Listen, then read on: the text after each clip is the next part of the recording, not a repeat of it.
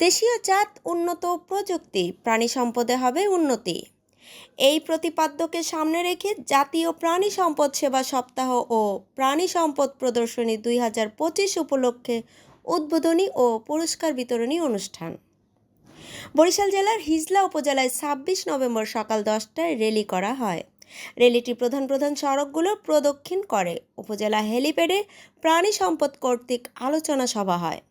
সভায় মোহাম্মদ খুরশিদ আলম উপজেলা প্রাণী সম্পদ কর্মকর্তার সভাপতিত্বে প্রাণী সম্পদ ও ডেইরি উন্নয়ন প্রকল্প এলডিডিপি কর্তৃক আয়োজিত অনুষ্ঠানে প্রধান অতিথি হিসাবে উপস্থিত ছিলেন উপজেলা মনির ভাই, অফিসার মোহাম্মদ ইলিয়াস শিকদার, অতিরিক্ত কৃষি কর্মকর্তা মুসাম্মদ নার্গিস আক্তার, উপজেলা সমবায় কর্মকর্তা মোহাম্মদ নুরুল ইসলাম। এছাড়াও উপস্থিত ছিলেন বিভিন্ন প্রজাতির গরু, ছাগল, হাঁস, মুরগির খামারিরা।